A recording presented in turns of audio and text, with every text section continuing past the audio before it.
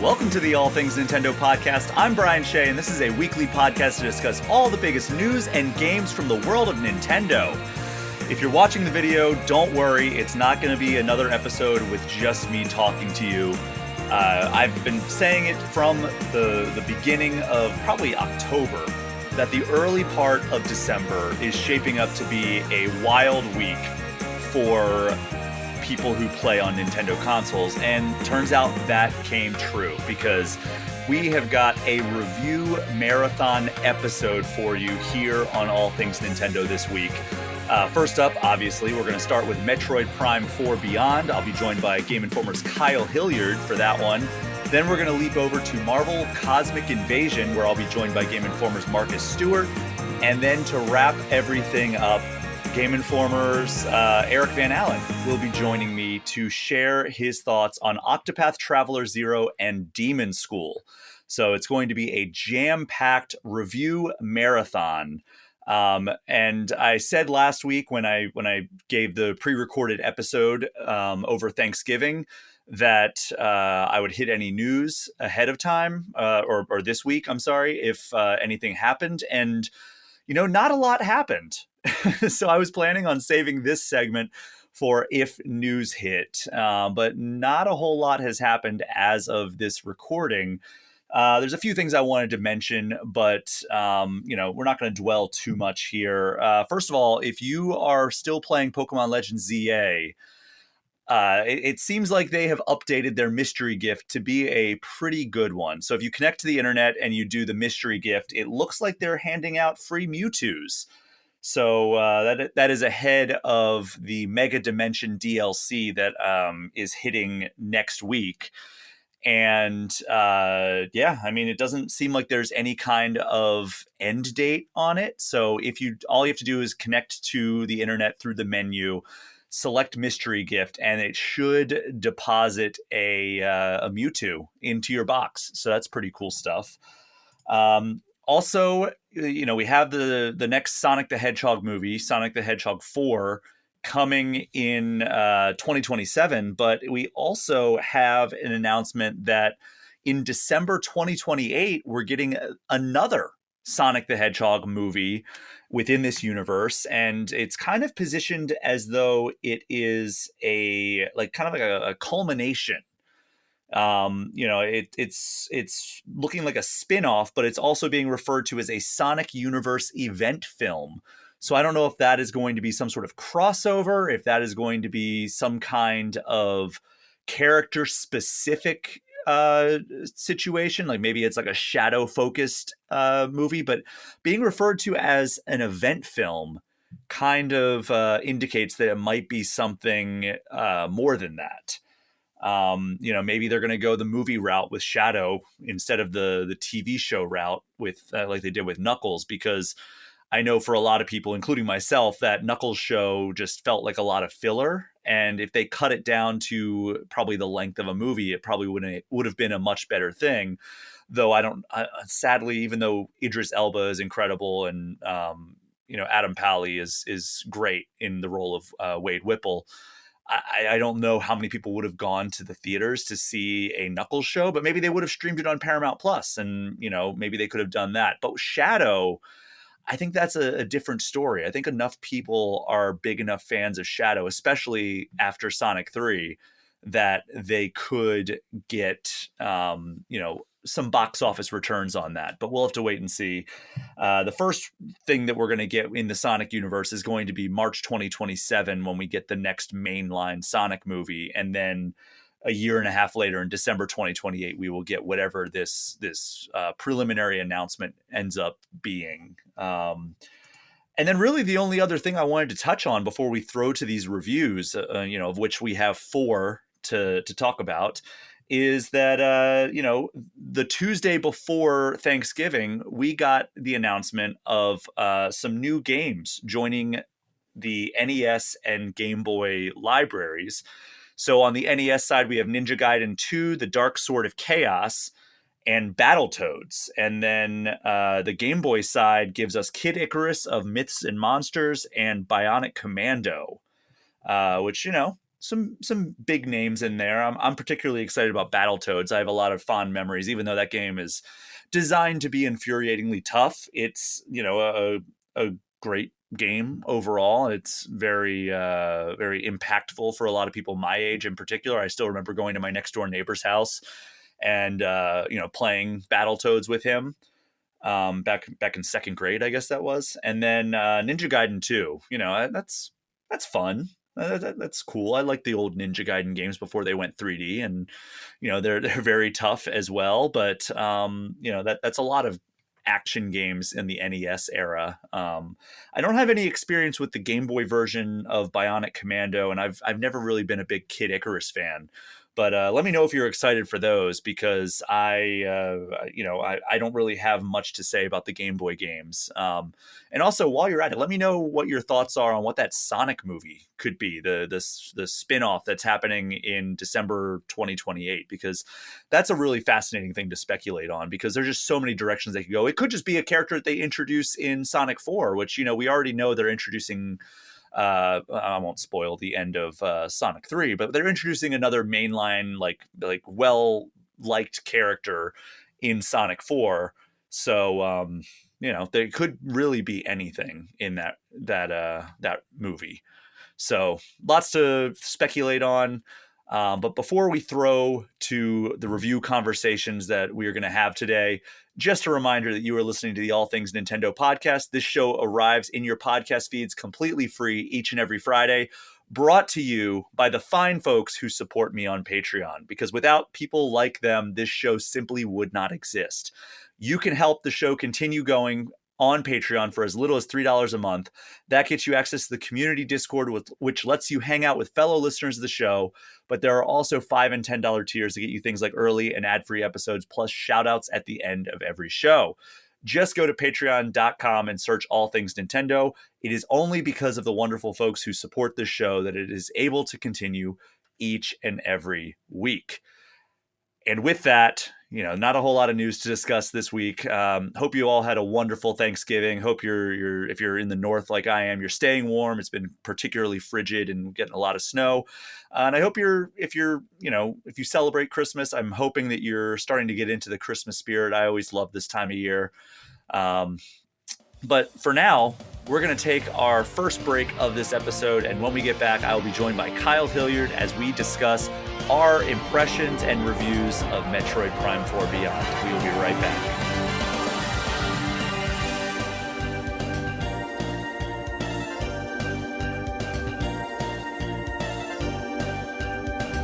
We are back, and one of the biggest releases in Nintendo's 2025 hit this week. The long-awaited Metroid Prime 4 is out now as you are listening to this, and the man that is joining me now is the guy who wrote the review for GameInformer.com. It's Kyle Hilliard. Kyle, how are you? It's me. I did do those things. I'm doing good. I've played Metroid, so my life has improved. I've made a stink about it, or at least made a point to bring up that Game Informer has not been on the pre-release distribution list for Nintendo, so we've always had to bring other guests on. But now we are. This is actually our first time back having a pre-release code, so I've also been playing Metroid Prime 4 Beyond. I am approximately 7 hours into the experience. You have been playing a lot more. I think, have you wrapped up your second playthrough yet, or are you still working through that? You hit a point of no return in that game, where it's like, hey, just heads up, this is if you keep playing, you're going to beat the game. I've hit that on my second playthrough on hard, to give you sort of a, it's probably like 20 hours total. It's not a very long game, which is why it wasn't too like. I was a little annoyed for reasons I'm sure that we'll get into here shortly, of like why I felt the need to start another game, like restart. I usually don't replay games, especially not back to back. It's pretty rare. But because it's like not a super long game in a complimentary way, I was like, yeah, and I'll go through it again. It's fun. All right. Well, before we jump into that, what is your history with the Metroid Prime subseries? I know you're Hmm. a fan of the Metroid games in general, but what about like the Prime subseries specifically? Yeah, mine's it's kind of funky because like I grew up with the Super Nintendo era was like where I started. But and you know how it goes when you were a kid, it's like you either happened to get a copy of the game or you had a friend that had it and you borrowed it. Like I just like never knew anyone that really had Super Metroid. So like I didn't play Super Metroid until I was like in high school, and it was because EGM ranked it the best game of all time. Like they had like a top 50 or something like that. And so I went and tracked down a physical copy and I played it. And it was like late high school. I was like a senior or something. And that was like around the time Prime had come out. And I heard all just people loving it, but I didn't have a GameCube. I didn't get a GameCube until Wind Waker came out. I think Prime came out before Wind Waker, didn't it? I'm almost certain it did. I I could be think wrong about that. Prime But was 2004, maybe yeah. 2003. So like I was late to Metroid, and then I played a lot of catch up. I played Zero Mission, I played Fusion, and then I dabbled with Prime. I played like the first like hour or something like that. But my first Prime game was actually 3. I bought Metroid Prime 3 the day it came out and blasted through it and really enjoyed it. And then in 2019, somewhat recently, I played Metroid Prime 1 for the first time. So like I'm definitely much more of a 2D Metroid guy in general. I really like Dread a lot. Dread is still my favorite Metroid game, I think. That's Um, surprising because like I know that people love Dread, but I yeah. feel like Super Metroid is just like the gold standard that so many people default to. Yeah, I mean, I really don't have nostalgia for Super Metroid. Is what it comes down to. Like I played it very late. It was almost kind of like I want to write about video games as like a job.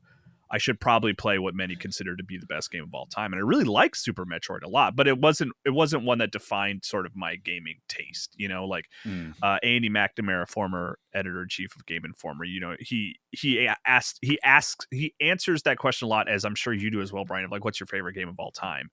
And his answer is usually Metroid 1 for the Hmm. NES. Like that's what got him on the track of like loving video games. Like I just didn't have that relationship with Metroid personally, but I like Metroid a lot. I came to it late, kind of.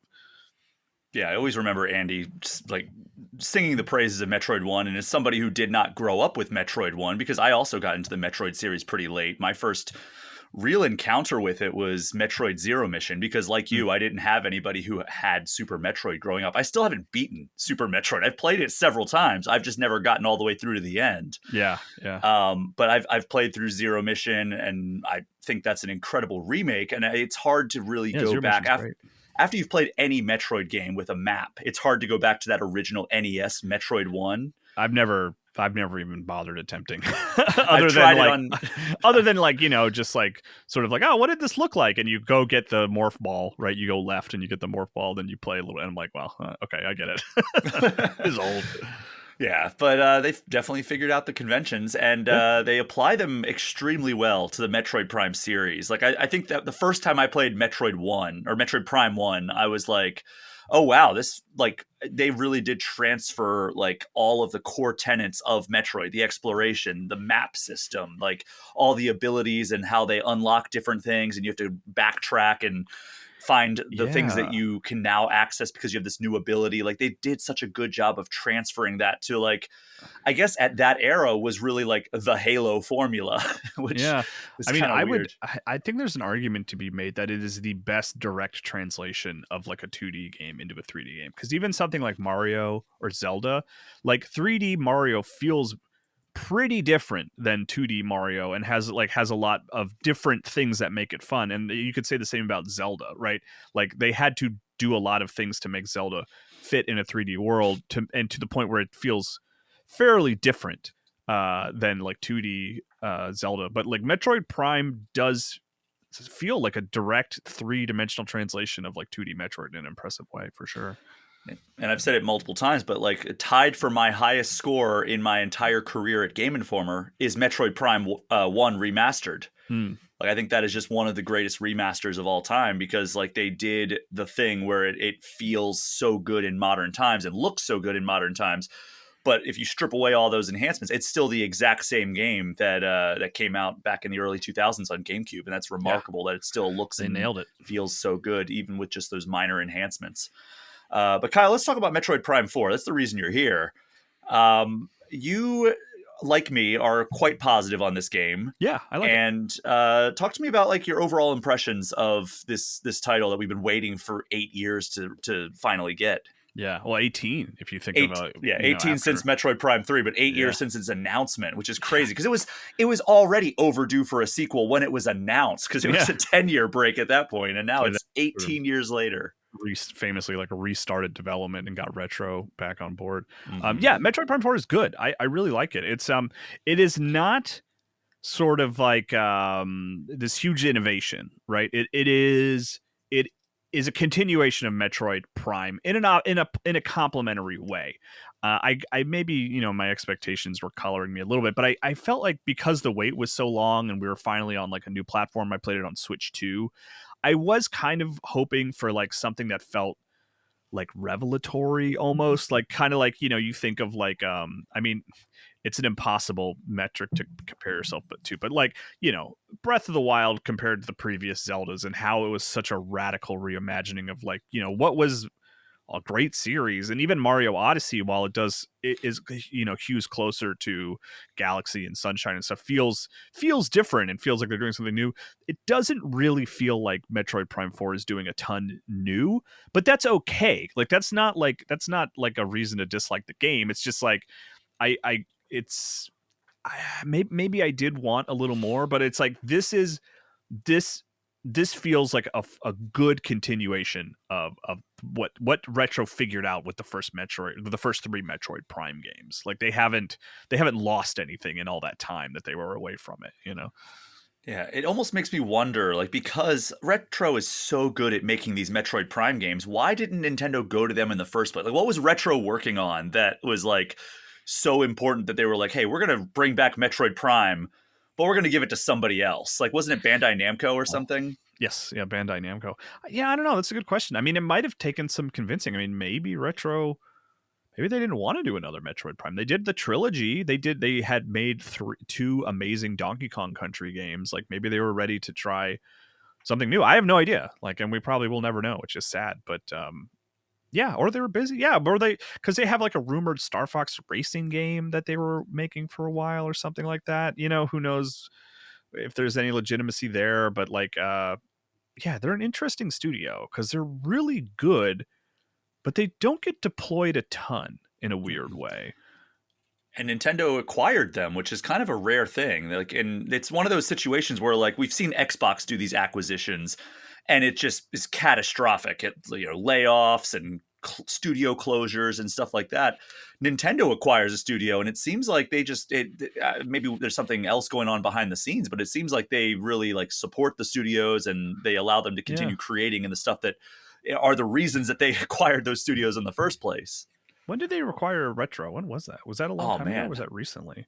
I think it was a little while ago. Okay, because I know, it is Rare when when Nintendo, like, it's funny because they owned Rare for a while, didn't they? They did. But it's like it is a headline when it's like Nintendo bought a studio. Like when they bought the Luigi's Mansion 3 studio, we were kind of like, oh, okay, cool, Yeah, but I mean, it's neither here nor there. But like, it is interesting to compare it to sort of Xbox acquisitions, where it's like it's almost like a death note for those studios, sadly. But Nintendo, they get locked in and they make franchise games for a long time.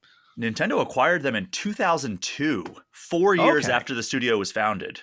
Okay, so that was all right. That was interesting. Okay, cool. Good for them. Yeah, and they've worked on just alternating basically between Metroid Prime and Donkey Kong Country games ever since. Yeah. Not doing a whole lot of either of those, to be honest. Yeah. I mean, they made 5 fantastic games, Yeah. But Metroid Prime 4, they did try to differentiate it a little bit. Obviously, the graphics are fantastic. I think that you and I agree this might be the best looking game Nintendo has ever put out in terms of like graphical prowess. Fidelity. Like it's absolutely gorgeous. That was my key takeaway when I played it at the Switch 2 reveal event back in April. That was like a surprise thing that they had Metroid Prime 4 playable. And I remember like starting it and I was like, oh man, this like opening cutscene is incredible. And Yeah. that just carries forward through the entire thing. It also helps that the game, if you have a TV that's capable of it on Switch 2, it can output up to 120 frames per second, which is pretty impressive. Yeah. And It's very cool. I haven't noticed any like performance hitches or anything like that on the Switch 2. I haven't played the Switch 1 version, so take that with a grain of salt if you only have a Switch 1. Yeah, it is polished as hell. It is a really solid game. Yeah. Yeah, it's absolutely beautiful. But they also tried to move it forward a little bit with this open world-ish, like literal sandbox in the middle of all the levels, like it's an actual desert. And you can, get your motorcycle after a few hours of play and cruise through that. And there's not a whole lot of stuff out there. There's a few enemies that'll like jump in front of you, and there's some green crystals that you have to collect. But Yeah, outside of that, it's just a handful of puzzles. Like they're not like don't think shrines in Zelda. It's nothing like that. But yeah, and it's like it is not open world Metroid, to be clear. Like it is a hub area between levels. Like I've called it out a couple times, but it feels like Ocarina of Time in terms of structure. The Hyrule Field with Epona is, Samus with the Viola motorcycle in the desert. Like it's a nice way to. I do like it quite a bit because it's a nice way to not have to move through levels that you've already sort of like completed to get to another point where you want to go. Because it's just how usually Metroid is usually structured. Here, it's like, okay, I'm done with like the storm factory. I need to go over to the volcano. I'll just instead of like having to travel through a bunch of like mazes to get there, you get on the motorcycle and you drive over there. And it's like it's not too big, so things don't feel like they take too long. But it's big enough where it's like you can explore a little bit. It is secondary is kind of like a way to put it. It's not like the primary innovation of Metroid Prime 4. It's like a secondary innovation that's good, but doesn't radically change how you approach a Metroid Prime game. Yeah, and it doesn't feel out of place, I don't think. No, like I think a lot of people were worried about two things after the previews. One, this motorcycle, because nobody got their hands on the motorcycle before the review period. And two, Miles McKenzie, who is this NPC that a lot of people encountered and wrote about in this hands-on preview session that happened last month. And like, he was a little bit of a chatterbox. So people were like, oh, is that going to diminish the fact that like, Metroid games are about Samus exploring and like kind of being alone and like a solitary, like atmospheric experience? Is that going to be diminished if this nerdy dude is just chatting in your ear the whole time? And outside of the initial push where you're with him, that does not seem to be the case. You've played a lot more than I have, but like how impactful are these NPCs that you encounter? In a complimentary way, they're not very impactful at all. I understand that fear from that preview event where people are like, oh gosh, is this guy going to be in my ear the whole time? Am I always going to have to be interacting with Miles? Because when he's introduced, he does talk a lot, and he feels like he's kind of almost set up to be like, hey, I'm going to help you out the rest of the game. But ultimately, like, no, you kind of leave him at this home base that you revisit periodically. He calls you occasionally if you seem lost. He might chime in and be like, hey, have you checked out the volcano yet? Like that's kind of a cool idea that I had, that you should go check out the volcano. And then also I actually did appreciate that you can call him if you're not sure where to go, which actually is nice. But I will say that fear of Miles sort of ruining the experience, like, you don't have to worry about that. He's really there as an early tutorial, and then he steps back significantly, and you really don't have to talk to him very much at all. Yeah, I think a lot of people were picturing him as like Navi from Ocarina of Time, and he is that in the sense that like if you're lost, you can ask for help, but not that in the sense that he's going to be interrupting you and like giving you hints or like I think that we were talking yesterday and it was like, yeah, he's not Atreus from God of War. No. The most he offers, like without your sort of interjection, like the most he offers without you asking for it, is he might suggest you head towards a location. That's the extent of it. Like he'll say like, yeah, head to the volcano. I think there's something there, but that's all he offers. Which I appreciate because like there have been so many times where I'm like, because these areas are so far apart, I don't want to be backtracking like left and right and like across the entire map. And I don't want to have to like navigate through these mazes. And I've had that sometimes with my playthrough where I'm like, where the heck am I supposed to go? Yeah. And Metroid then like that's part of the experience. For better and worse, But like there were times where I'm like starting to get to like the end of my wits with like I don't know where I'm supposed to go, and then he's like, "Hey, go check out the volcano," and I'm like, "Oh, okay, I'll go check out the volcano." And then they've done a good job in this like sandbox environment of having these points of interest. There's another one's like, "Hey, why don't you go check out like the snowy mountains?" Yeah. And you're like looking around like, okay, where's like the big point of interest? And they're all like areas where it's like it's very clear to see over the horizon, like, oh, there's like a snowy mountain, there's a volcano. Yeah, like So they because the map is small, it and like each of the things look very distinct. It's easy to just be like, oh yeah, I'll head it, and like there's this big tree that marks your home base, kind of. So it's like, okay, as long as I'm driving towards the tree, like because you can't like put a marker on the map in the traditional sense and it'll sort of ping and you can drive towards it. Basically, what you do is you pull up the map and you're like, oh, I need to head east, and then you drive east, and it's totally functional that way. Like it's totally fine. now combat. I think it feels great. Did you have any problems with how the combat feels? No, it feels good. I get a little frustrated with gameplay in Metroid Prime in that it encourages you to like tap a lot, right? Like bam, bam, bam, bam, bam, bam, bam to shoot, Mhm. which I've become accustomed to certainly in shooters to not have to like pull the trigger so much. So I'm like, I don't love that, but like otherwise I'm very happy with how it feels. The lock-on system is cool. It has always been cool, and it makes it like feel unique in the shooter space to this day. But like you can also, more so than any of the previous Metroid Primes, I mean 3 was maybe the closest, you can play it like a shooter. Like you can play it like a dual analog stick shooter if you want. It's totally functional that way. And then the other control options are fine too. Like using the Joy-Cons as pointer, Metroid Prime 3 style works fine. Using it as a mouse is a totally solid way to play. I think you and I both just ended up, playing with a controller because that's just like the easiest and most straightforward, fun way to play. But the other options are good too. Yeah, the mouse controls work fantastic. Yeah, they're good. And, you can use it on your pant legs, but like I don't know. I feel like I need a table to really get the right experience. So I haven't done too much with that because I don't have a coffee table in front of my TV Yeah. where I game most I have of the one of those time. like folding tables, like Yeah. like I usually will use that. Like that's how I was playing a lot of Drag X Drive, which we all remember and will remember forever, and definitely came up during our end of the year discussions. I'm sure to win tons of awards, the Game Awards especially. But I guess like when you're not in this giant open biome, like this like sand desert area exploring, there are these like dungeons, for lack of a better word. Like there's an electricity one, there's a ice one, a fire one, and like the forest biome. How did you feel about the design of these things? Also, like your favorite, I think, is the motorcycle factory. Yeah, that one's like pretty clear winner because it's like this like factory in the clouds that's like powered by just perpetual lightning storms. It's really cool. So that was like an early favorite. That's like the sort of the first big area you kind of explore and you're like, whoa, this is wild. And then the other ones are kind of like, there's a lava zone, there's an ice zone, there's mines, and they're kind of forgettable. I mean, they look great and they're fun to explore. They're sort of immaculately designed in terms of like the pace and like pushing you in certain directions. But in terms of like standout visually, yeah, that first one kind of sets a high bar that it never quite reaches again.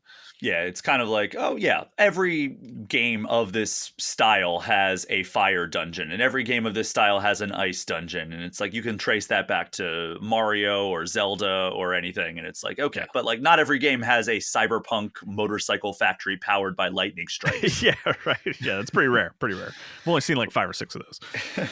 But overall, you seem like you like it quite a bit, and I know that Yeah. you had some problems with the fact that it doesn't allow you to go back after you beat the game to 100%, like the discoveries. Yeah, heads up if you're like starting it there, it will give you a point of no return warning. It'll say like, hey, heads up, this is the end game here.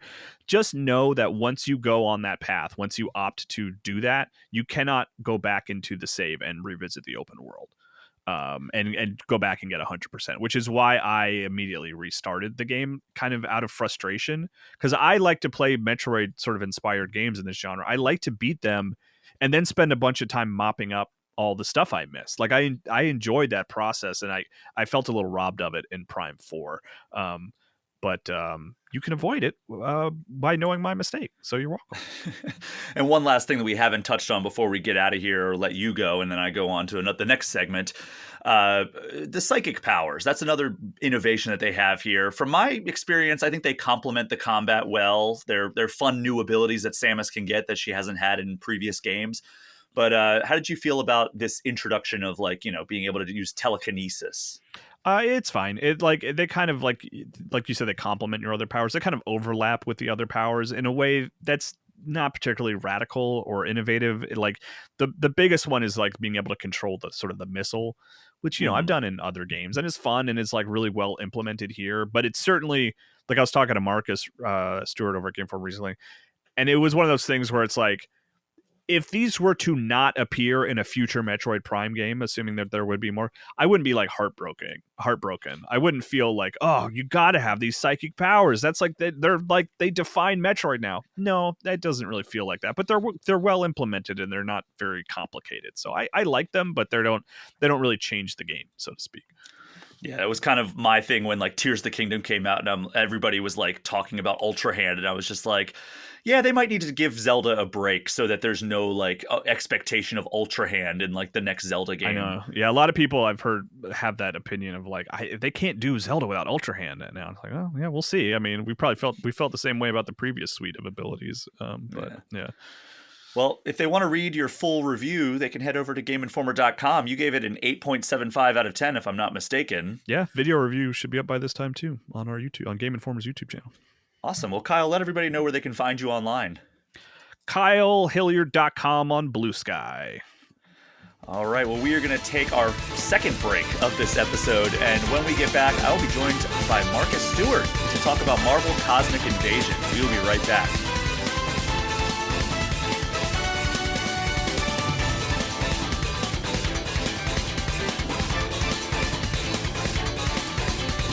We are back, and Metroid Prime 4 Beyond may be the biggest Nintendo release of this week.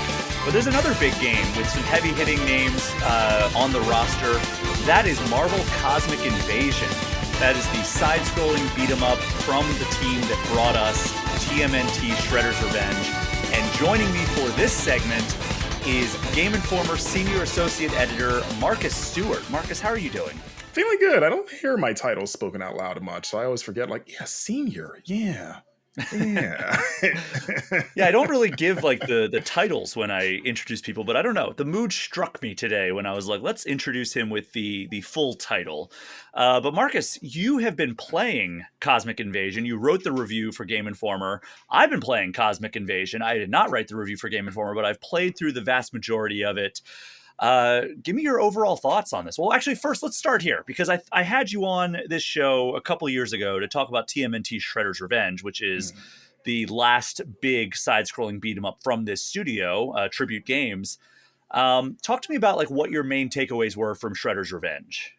Shredder's Revenge, which I also reviewed, I thought was a great modern version of just childhood nostalgia, that being the old TMNT beat 'em ups back then, of like, let's take something that still feels like it's of that era, but then at the same time, when you dig into it, it's modernized enough to where like, oh no, actually this probably couldn't have happened back then.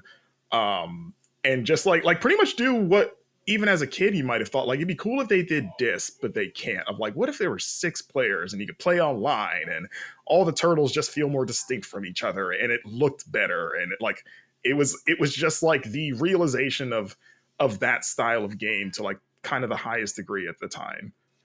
Yeah, I mean, I grew up playing the games like TMNT 89 and Turtles in Time. So I was extremely excited when they announced that project, and it came out, and I think it's probably a top 3 beat 'em up of all time for me. Like, I really, really love Shredder's Revenge. I think the soundtrack is incredible. Yeah. Done by the person who did the soundtrack of this very podcast, Tee Lopes. He does the theme song for this show. So shout out to Tee Lopes. Wonderful human being as well. And now he came back for Cosmic Invasion, and so did Tribute Games. So it's funny because when I first learned about Shredder's Revenge, it was actually before it was announced. And I had mentioned, I was like, oh, well, if you're going to be like making a new TMNT beat 'em up, the next logical place would be like a Marvel beat 'em up or a Simpsons beat 'em up. And I remember oh, those are both under like the Disney, like the Disney label, right? Because Disney owns 21st Century Fox. I don't know, whatever they're called, but Yeah, also technically two of them. anything Marvel is under the Disney umbrella as well, which, that Disney and Marvel have been expanding more into the gaming space in recent years. I think it all kind of really started with that first Insomniac Spider-Man game where they're like, okay, we're really going to start taking things seriously with our gaming division. And we got like Avengers, which, is a very divisive game, largely negative, but it's ambitious if nothing else. And there was obviously monetary investment and resource investment in that game. Guardians of the Galaxy ended up suffering from the sins of Marvel, or Marvel's Avengers. But Guardians of the Galaxy is a fantastic game. Oh, yeah. I love that game. Yeah, we got 2 more Spider-Man games from Insomniac, and we have a Wolverine game on the way. Marvel's Midnight Suns is a very good game, even though it didn't sell particularly well. So we've gotten plenty of very good, or at least very highly invested in Marvel games.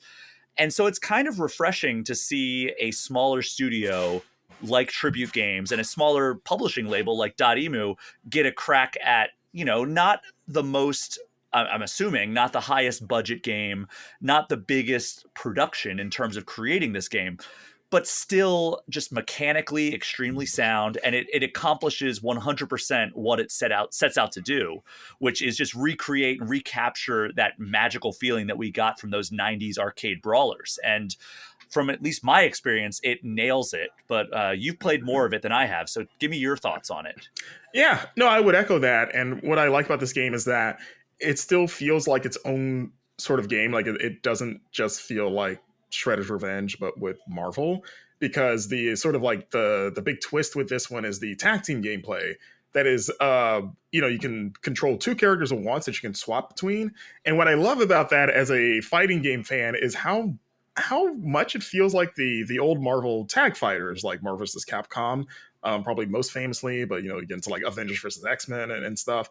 And it's got the same, like you can tag characters in for an assist. You can swap between them outright. So you have 2 health bars to manage and you only get a game over if they both go down. But it's a very, like, even the inputs are kind of fighting game inspired. Like it's not just hitting a punch button and moving forward.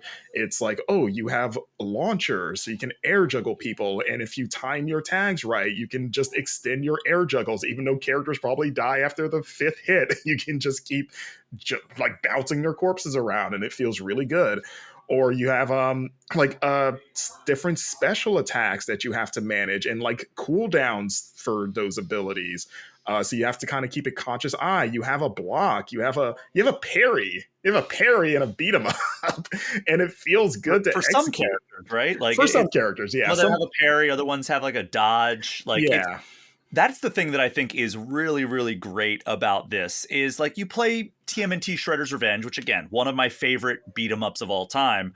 But all the turtles handle more or less similar to each other, right? Like some of them have a little bit more range, some of them have a little bit more speed or more like oomph behind their attacks, but they all have a general similar move set. Whereas with Cosmic Invasion, not only is the roster a lot bigger, it's like 15 heroes at launch, but it's also like these characters are so different from each other. Like if you're playing as Phoenix, like you can fly around, you can blast fire out. And then if you're playing as Rocket Raccoon, you have guns, you can run around, you can drop bombs. If you're playing as Captain America, you can throw your shield like bat and bounce it off. Can parry things with it.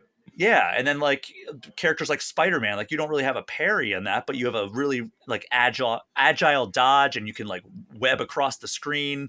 Like they really, I feel like, captured the essence of what these characters are, and that's what like a Marvel game should do, right? Like all the characters should feel extremely different. They should have unique power sets and different things that they're good at. Like, if you have like a reconnaissance mission, you don't want to send somebody like Captain Marvel into that. You want to send Captain America. Whereas like if you're fighting a giant cosmic threat, like Captain Marvel's maybe the better choice for that. And that they kind of boil that down in the way that they have these characters have their different powers, where it's like, okay, Storm can like summon tornadoes and shoot electricity and fly, but like, you know, maybe there's a character that like that's not as useful around, so you want to be like Venom or something like that instead. Yeah, there's a thoughtfulness to team composition and kind of who you bring in. Like I said, this is a game where like the characters are so distinct that you will find your mains in the way that you would a fighting game of someone that like whose playstyle just speaks to you. And because you can also level up characters, which is also something you don't really see in the genre.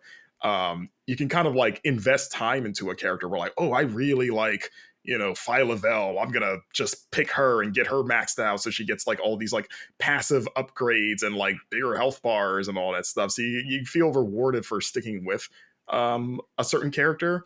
But yeah, I like kind of on point of just being more mechanically interesting. It's true to the characters. Like they control the way that you would expect them to as a comic book fan. Like Phoenix, you mentioned before. Like I love her because she feels like the powerhouse she should be, especially because she has like this telekinetic grab where she like just force chokes people. Like she can like grab them from the other side of the screen and then you can just toss them into like pits, which I love doing, by the way, because I don't know if you've done this, Brian, but when you like knock people into pits sometimes they'll like spin across the rim of it like a basketball before they go in sometimes, and it's really satisfying and it doesn't make a lot of sense, but you go like that's great. I love that that's a thing that can happen. Yeah, and it like the combat just feels good.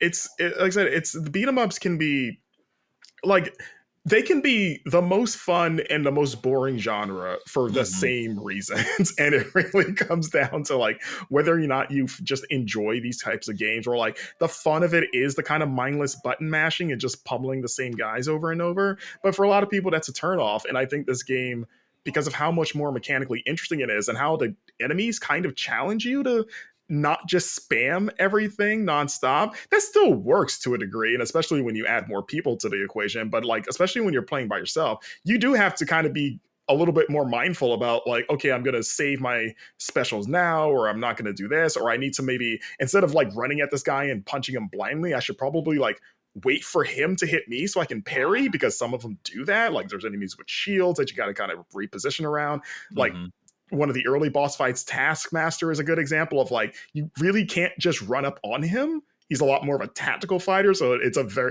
like, I fought him with Captain America and it became this very like intense sort of like duel where we're just like blocking and parrying each other and trying to find openings. It was like, man, this is really neat. And yeah, I just like how much more, like, there's a lot more depth to this game than almost any other beat 'em up that's out there. And it's also like it's one of the most fun beat 'em ups I've ever played by myself because of it, which is like a thing that's never really fun, even in some of the best beat 'em ups, is playing by yourself. It's just a genre that's just inherently built to have at least one other person in there with you. But because of just like there is an enjoyable learning curve to like, oh, I just kind of want to play alone and kind of figure out this character's nuances and see if they speak to me, which is easier to do when it's less chaotic and there's less players to kind of like distract you. And then you get the reward of when you do level up a character, you can bring them into other people's games and say like, oh, let me help you with this tough boss because I've got like a fully leveled up Iron Man, and you know we can take down, I don't know, Sauron together. It's cool. It's a very fun beat 'em up, and it's also just a really good love letter to Marvel. Like the roster, I love how diverse it is. I love how there's characters you don't normally see in these games, like Beta Ray Bill and Phyla-Vell and She-Hulk, like alongside the sort of like the main eventers of Iron Man and Captain America. And it lives up to the cosmic sort of storytelling because you've got like Nova and Silver Surfer and kind of the more space faring heroes in there. So it's a roster that feels like it stands on its own because of that, and not just a copy paste of another Marvel roster from a bunch of other Marvel games. It's cool. Like it's a very fun beat 'em up, and it's like if you have any interest in this genre, or especially if you're just a Marvel fan in general, like you absolutely should play this. Yeah, and you touched on something that like they really captured the essence of these characters, and they did something that remedies one of my biggest problems with the genre, which is in the early days, like when you wanted to use like your special move, it would be like it would almost punish you for doing that, right? Like it would be like, all right, if you want to use like Leonardo's like sweeping like sword attack, it's going to cost you 2 parts of your health bar. And Yeah. it's like, why does that hurt me if Well, I'm only you know the real reason why. because they wanted you to put more coins in. Exactly. Yeah. But now it's like, okay, well, this is the much better way to do it, where it's like it operates on a cooldown rather than, or like a gauge, like, you know, your ultimate meter. I forget what the actual in-game Yeah, like a term mana is. bar, basically. Yeah, it's like this bar that charges based on, I think, enemies you defeat or something, or like pickups that you get. I forget what There exactly. are some pickups that replenish it immediately. Yeah. Mm-hmm. But then like Spidey's web shooters, for example, you just could fire those off at a push of a button, but you only have like, I think like 3 or 5 at any given moment. So like once you deplete that, you have to wait for them to recharge. Yeah. And same thing for a lot of the enemies, or a lot of the characters like special abilities. And then the other thing that you touched on a little bit that I wanted to call out is the leveling system, because I think that is a really great innovation, because we have talked about this before, Marcus, where like some of these levels, and especially the boss fights, can be pretty challenging, especially if you're playing solo. And when you die, you have to start the level over. And normally that would be like oh, this sucks. Like I'm going to get all the way to the end and die again. It's just going to be this endless loop until I finally just like get lucky and smash through it. But even if you make it all the way to the level, die before you beat the level, and have to start over, those characters get experience points and will very often level up. So they're actually stronger the next time you try that level. And that gives me a little bit of like a glimmer of hope of like, okay, well, this character, like I struggled like one of the boss fights. I don't want to spoil who it was, but like it's, you know, probably a mid-game boss fight.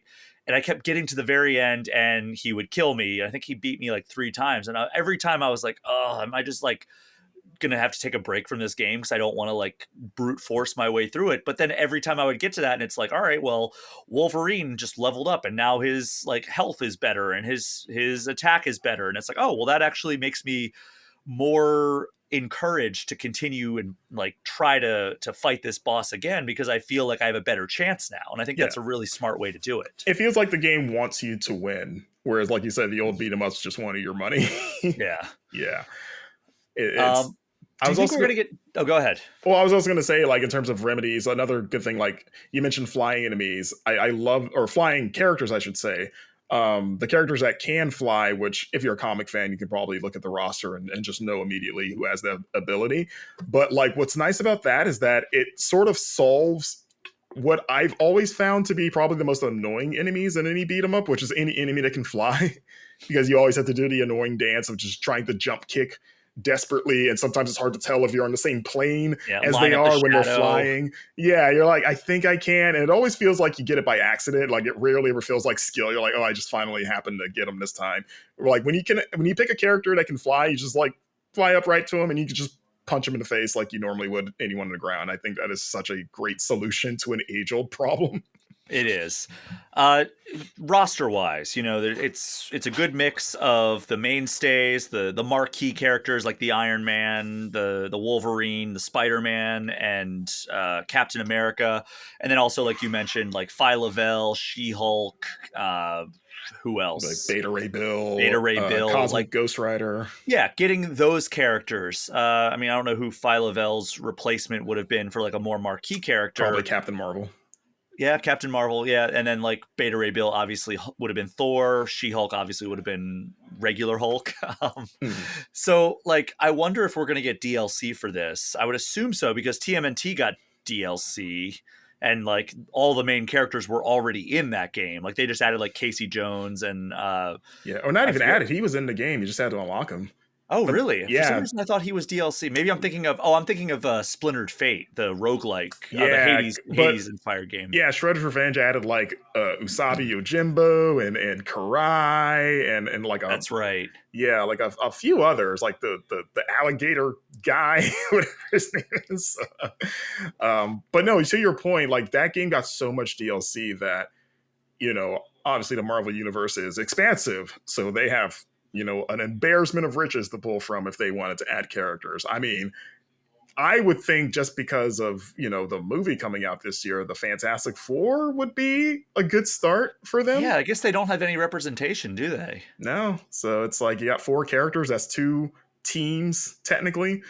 Or, I mean, 2027 has a lot of big Marvel stuff coming. Like, we're supposed to get the final Spider-Verse movie. We're getting a new Spider-Man like live action movie, and we're getting Avengers Doomsday. So like, Yeah. And Daredevil has a new season coming out in early 2026, I think. Yeah, and if they wanted to, because what's like I said, the roster's like half of sort of like who are the cosmic characters, like the kind of that side of the Marvel universe. Like they still have like a lot to pull from there. They could do, like the other Guardians of the Galaxy, because only Rocket is in the game. So if they wanted to pull in Star-Lord, they could do that, or Gamora. That'd be great.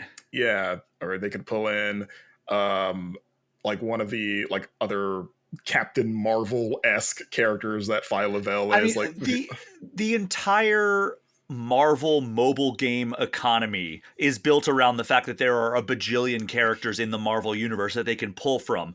Without that giant amount of characters, things like Marvel Strike Force, Marvel Contest of Champions, Marvel Snap would just collapse because there's not enough content to just constantly feed these communities.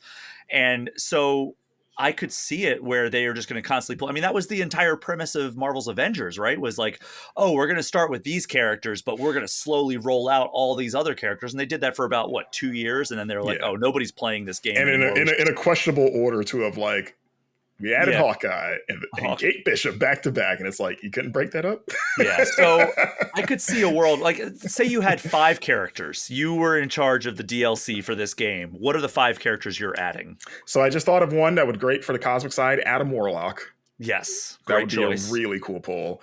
I would also, for another cosmic sort of curveball, one of the Eternals, maybe maybe either Ajax or Cersei.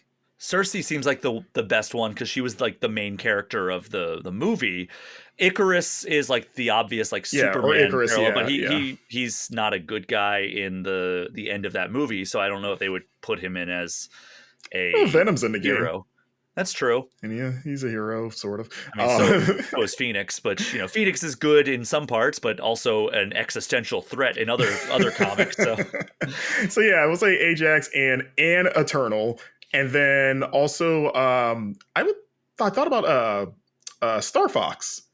Yeah, the Harry Styles famously portrayed that by version Harry Styles? Specifically. Harry Styles is from the post-credit scene. Really? What about Star Fox makes you want not the Star Fox that we know in the Nintendo world, but no, the one that came first. But what about that character makes you think that that's like a great addition here? It would just be a great deep cut, which is something this game does well. Like Phyla-Vell is a bit of a deep cut. She was introduced in the early 2000s, but she's just the daughter of Mar-Vell, the original Captain Marvel. And then she's sometimes known as Quasar, who we saw a version of in the Marvels. And technically the MCU does have its Phyla-Vell because she's the little girl at the end of Guardians 3. So like, I don't know, Star Fox just feels like, oh, that would be a cool sort of like, almost like a flex for like comic fans of like, yeah, we're digging into crates. We're not just going with the people that like the casuals know, quote unquote.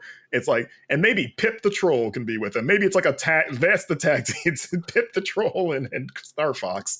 And I guess the FF would be great. I love the FF. I've always had a soft spot for the Fantastic Four. So I don't know if we want to count them as one entry. they technically are 4 slots, but it's really hard to like just choose one of them. If I could only have one, I think Reed, because of his stretching, would be a really fun melee thing. And Sue, because Sue would be great. Sue's a fun character. She was always low-key the best character in the Ultimate Alliance, in the first Ultimate Alliance. She was low-key the best character. She was great in that game. Almost broken, honestly. I think that like it would be cool to have some sort of form of like Sue being able to provide shields for her teammates. Yeah, that would be cool. And just also like bubbles around them. She's extremely powerful as well. But here's my 5 that I just wrote down that I think is a good spread here. I'm gonna say Daredevil. Okay. And he has kind of like that similar thing of like Steve Rogers where he can like throw his baton and it'll bounce off things. Plus he has a little bit of that cosmic connection because there's that period when he was Heimdall. Like he had Heimdall's sword in Thor and he could see everything like Heimdall. It happened to a few years Interesting. ago. Yeah, there's a whole thing.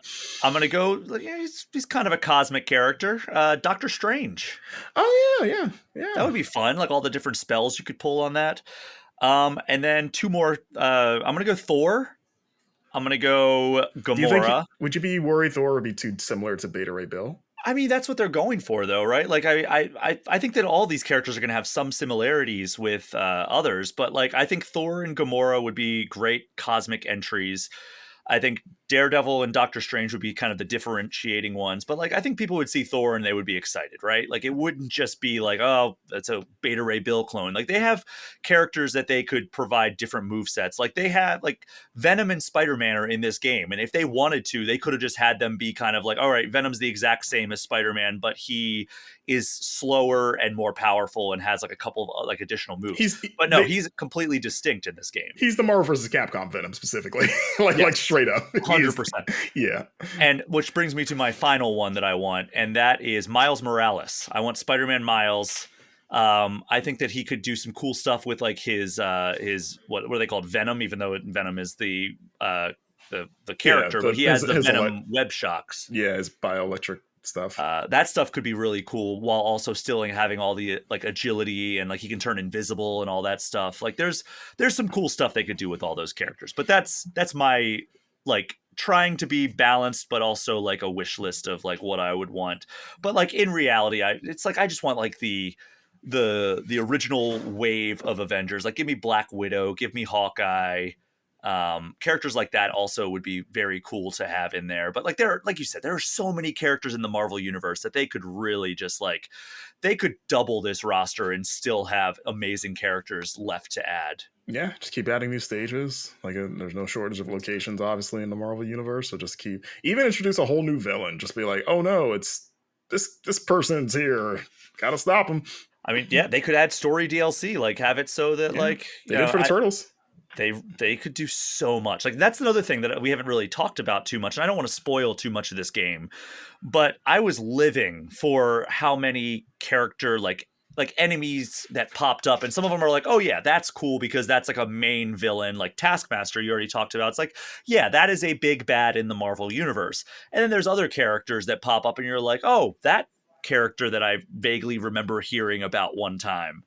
And they do a really great job of like combining like deep cuts along with like the mainstay villains. And that makes me really happy because it kind of is a really good mirror to the hero roster. Yeah. And I think that they could do some cool stuff with that. I have not gotten to the end of this game, but like maybe they add like, all right, here's like the Magneto arc and here's the Doctor Doom arc that they could add. And they could do what Marvel's Avengers was setting out to do, where it's like, all right, yeah, and like, here's like the big like Kree invasion arc that they started and then like never really finished because they canceled the post-launch support. They could pull that off with this because it's not as big of a production.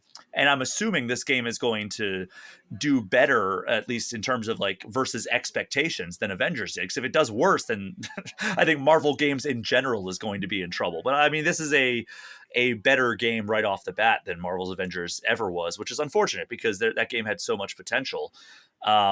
But yeah, Cosmic Invasion, I am having a great time with it. You liked it quite a bit. Would you give it on your Game Informer review? So I gave it an 8.5 out of 10. Like I said, good game, not the deepest package. Like there's not much to do outside of run through that campaign.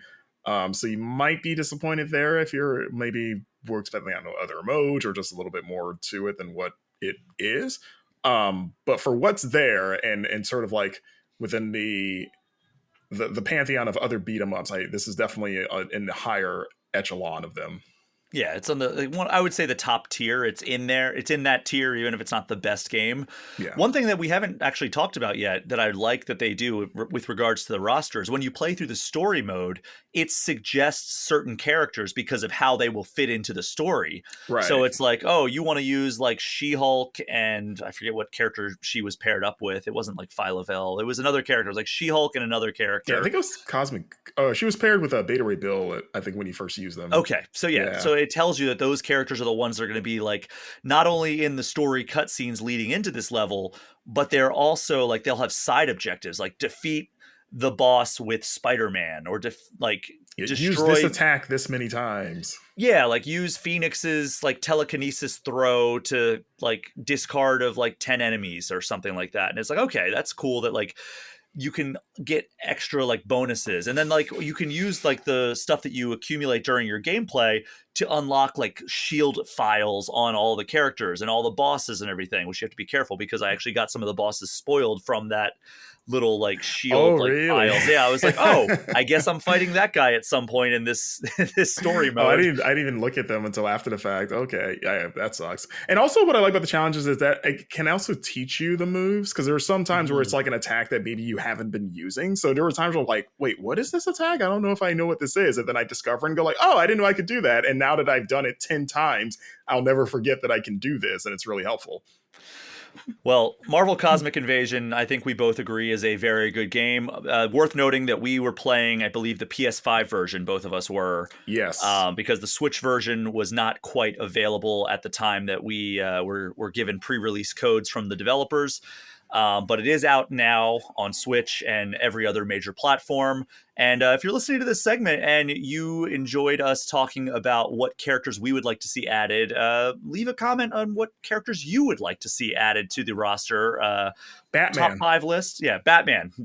Great example, Marcus. But no, like leave your top 5 Marvel heroes you would like to see added to the roster. And if there's a big bad you would like to see added as like the story arc that they would join for in post-launch DLC, leave that as well, because I'm very interested to see what people who listen to this podcast would want to see added, because I'm also a big Marvel nerd. So it's like, I love geeking out about Marvel stuff. If I could have like another podcast, it would probably be about like nerd stuff, like talking about like Marvel and Star Wars and DC stuff. Like I'm so all in on that stuff. But I thought you were going to name like Disney properties. Like, oh, so it's a Disney podcast. What you're saying? They own all the cool stuff. It's not my fault they went on an acquisition spree and maybe ruined Star Wars a little bit, but who's to say? Who is to say what happened with Star Wars?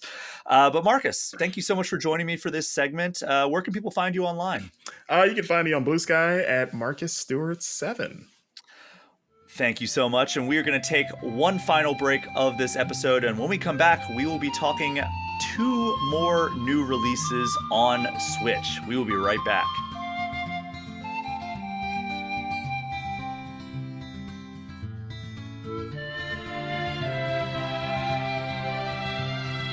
We are back for the final time in this review marathon of an episode, and I am now joined by Game Informer video editor Eric Van Allen, who is going to share his impressions of 2 new releases on the Switch, Octopath Traveler 0 and Demonschool. Eric, welcome to the show. How are you doing? I'm doing okay. I'm a little tired, I think somewhere in the middle of all this, I thought to myself, I should like shorter games. I think I really did a disservice to myself by becoming somebody who really likes either constantly updating games or really, really long games. And let me tell you, both of these are pretty long games. So this is the nature of the beast when it comes around to review season, is the RPG critics among you are struggling. Please check in on that. Oh, are you an RPG fan? I would have never guessed from the other shows that you host or co-host. Yeah. Noted, never talks about RPGs, never has opinions about RPGs, especially not ones that have octos or paths in them. Never talked about it before. Yeah. So I introduced you as a Game Informer video editor, but you're also the co-host of the Game Informer show. You're a co-host of Axe of the Blood God, which is an RPG podcast, and of course, co-host of Normandy FM, which famously breaks down primarily BioWare RPGs, but also other RPGs in the space as well. But I don't know how you keep up with all of the RPGs that you keep up with, and then you also have time for like live service games and your newfound love of Magic the Gathering. So like, yeah, it's a problem. Sleep right now is what's taking the hit, so we'll see how long that lasts. I picture your like gaming habits are like how I was at Thanksgiving, where this year I actually met my family in Wisconsin Dells, and which is a big amusement resort area in Wisconsin. And rather than going through the whole rigmarole of cooking and everything and then having to clean up afterwards, we went to a resort that was hosting like a Thanksgiving buffet. and it was Ooh. really upscale and really, really delicious. And I would do it again in a heartbeat. But like, I started off, I had a big plate and I was like, all right, I'm just going to get a few things. I'm going to get like a little bit of turkey, a little bit of mashed potatoes, a little bit of they had like a roasted salmon that was really good. But by the time I got to the end of the line, my plate was just heaped and like overflowing with food. And that's how I feel like RPG gamers and live service gamers really approach their gaming habits. It's funny you say that. If I had to give myself, if this was an interview situation, I had to say, what are your weaknesses, Eric? One of them is legitimately I sometimes just take too much on. I'm like, I can do this, I can help with that, I can do this, I can help with that, and it will always be a problem because I'll be like, oh, it's just a review of one video game. How long could it possibly take? And I find out pretty fast that a game like Octopath Zero or Demonschool it takes a lot of time. So that's the way you do it is you just got to be good about sectioning off time. I think this year I've especially had to learn how to uh this is going to sound weird, how to play a game when you don't want to play a game. And it's not that you don't enjoy playing the game, it's just that you've been staring at a computer screen all day and now you have to stare at a computer screen for another 3 to 4 hours to get your allotment of game time done. And that's a little peek behind the curtain of what it's like to be a critic at this time of year. My Thanksgiving break, I think I only played maybe like 5 to 6 hours of a game or something like that. I mostly tried to not game over my break. I was notably playing one of these to finish it up for review, but when I wasn't doing that, I was trying to read a book instead because I was like, oh, What? fulfilling. Yeah, different. I read Mistborn by Brandon Sanderson cover to Oh, cover. nice. It's a good one. It's really good. Recommend it. Yeah, I have Good a lot of time. friends who are really into Brandon Sanderson, and I'm not a big fiction guy when it comes to my reading, like, which is weird. That's I guess fair. I guess I get a lot of fiction through like the TV shows and like comics and like I mean I guess comics are reading, but like like novels. Like I'm gonna read a book. It's usually gonna be nonfiction, but like Mm. I get fiction through video games, comics, movies, TV shows. Like that's my primary ways of interacting with fiction. But yeah, I've heard nothing but great things about Brandon Sanderson. Yeah, it was really, really good. I highly recommend it, but I also highly recommend the two games we're talking about today. Yeah. I was about to segue over back to that, but you did it for me. It's almost like you have podcast experience. Almost. So let's start with Octopath Traveler Zero. Like I mentioned in the intro to this segment, this has been a review marathon. We had Kyle on to talk Metroid. We had Marcus on to talk Marvel. Now you have two games that you have been playing kind of in parallel with one another. You only handled the review for Game Informer for one of them, and that is Demonschool. But I would say Octopath Traveler Zero is inarguably the bigger name. So we're going to start with that. But yeah, talk to me about your history with Octopath Traveler, because my history with Octopath Traveler goes back to before the first game even came out. Because when we redid the Game Informer website, I believe this was 2017.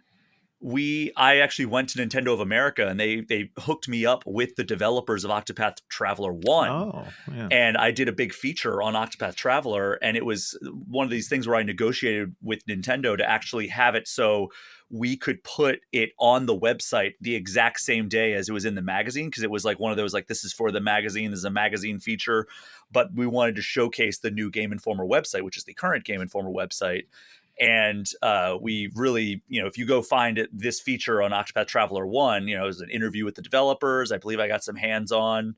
Yeah, I did, because I remember I got to play as Primrose and a few other of the characters.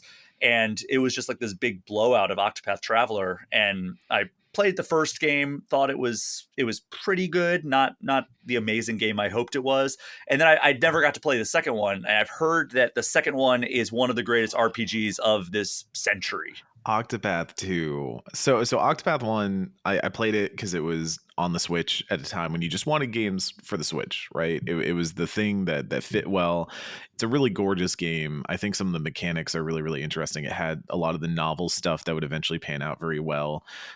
Builds on a lot of ideas that have been in the turn-based sphere for a while. The bravely default mechanic, or in this game it's called the boost mechanic, where you can kind of build up BP over turn and then use that to either augment, like strengthen abilities, or do more successive attacks. And then you have a break mechanic where you enemies have shields up, and when you break them, they get knocked out of the turn order, and then they take more damage. And so you want to kind of time things up to maybe circumvent a big attack that is coming by breaking them before they launch it. So that way now they can't use their big attack. Or you want to get your damage cycle in. So you want to set it up and then have the first person in your turn order break them. So now everybody afterwards can just dump damage like crazy.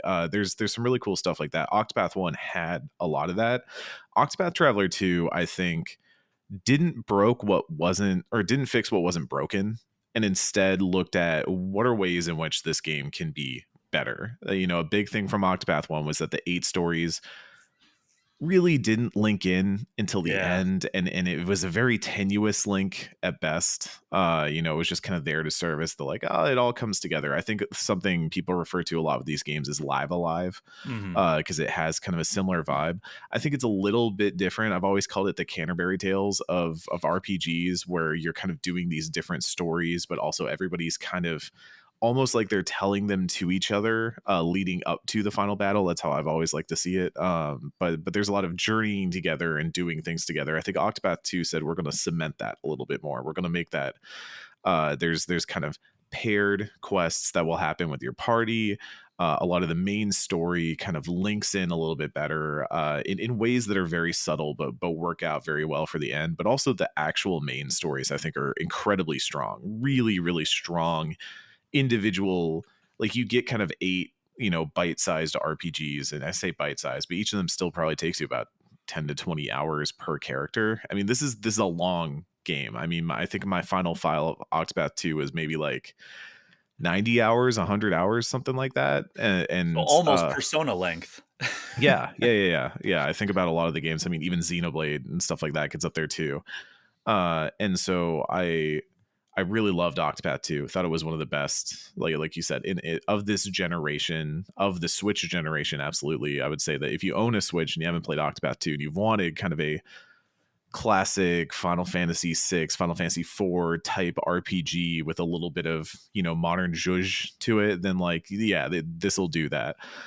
Octopath 0 fits in a weird space in between them, where Octopath 0 is kind of a repurposing of the ingredients of a mobile game that was created called Octopath Traveler Champions of the Continent, which was a gacha game. They tried to make an Octopath gacha. More power to them. And there was some really cool stuff in that. One of my former colleagues at Destructoid, Timothy Monblow, would always talk about how Champions of the Continent had some really cool stuff in it. It was worth eventually seeing that somehow. And so I think he was very happy that Octopath 0 happens. But it's really interesting because I think it finally proves something I've always personally believed, which is I get into a lot of these gacha games. I've played a pretty fair bit of Honkai Star Rail. I've played several other gacha games that I just get into randomly that have really good stories, that have really great character. They have to have great characters. They're trying to sell them to you, but they have great designs, great gameplay. And then the gacha just gums up the works. It's all built on engagements. It's all built on daily logins and rolling on banners for the characters you want. And then you have to roll to get the same characters again, to get their leveled up versions, to unlock more abilities. And Octopath Traveler 0 says, well, what if we just made that game without any of the gacha stuff in it? So you're not rolling on anything. There's no banners. There's no nothing. It's just an RPG. And you pick up the characters and you play the game. It turns out when you do that, you make a pretty darn good video game. Wait, you're saying that those gacha elements are not in service to the player? Who maybe they're in service to some other entity involved in the transaction, who could say? But it's really cool to see, because I think Octopath 0 also ends up not feeling like an Octopath Traveler game in a really interesting way. I've compared it to its Octopath Suikoden. It's this idea where you are playing a character where after things happen, you are kind of rebuilding a town while also trying to hunt down and enact vengeance on those who have done wrong by you. Very, very Suikoden 2 in a lot of ways. And you spend kind of most of the early part of the game, which is what I have played. Granted, this is a 100-hour game. I've talked to reviewers who have finished this game. It's longer than you think it is. I'm at about the 15, 16 hour mark personally. I'm kind of doing all the initial big bad stuff, going through their paths and chapters and things. Even the way it's laid out, instead of having individual character stories, you have targets that you're going after and you're progressing their chapters, but also you're recruiting characters. So if you played Final Fantasy X, you can kind of recruit people to your Blitzball team. You can do that in this game, where you can stumble across characters that can join your party, and you do a little quest, or you win them over in some way, and they join up. And so you have a pretty large party, because this is also a game where you have 8 people in your party at any given time. We are fully Octopath. We have a front row and back row, similar to Chained Echoes, if you've played that, where you can swap between them, and characters even have abilities where if they're coming forward from the back row or doing something in the back row or the front row, they will have different augments to their abilities. It's a really smart evolution of this mechanic. Previous Octopath games have toyed with the idea of either having all 8 characters in play at the same time, or having that mechanic where you're kind of trading off between parties. I mean, it's a classic JRPG thing that I think has fallen by the wayside, and I wish we'd see more of, because for a fun fact, last year I played Final Fantasy VI for the first time, and it has that section where you're defending the mountain against all the different units. You have to split your party up into different stuff and then move them around and kind of position stuff like that. And I was like, I haven't seen modern RPGs do this. What the heck? This rules. This is awesome. And Octopath Traveler 0 is kind of touching on some of that DNA to say, hey, what are some things that do get kind of interesting when you start to play around with those ideas and start to mishmash that. Characters are also very individualized. I think that's a remnant of the gacha system, is that rather than having these kind of one size fits all characters that you have with Octopath Traveler 1 and 2, where they start with a class, but then you evolve them and subclass them and have them learn stuff from other people and kind of multi-class them out. Instead, you have very specialized characters that end up serving very specific needs.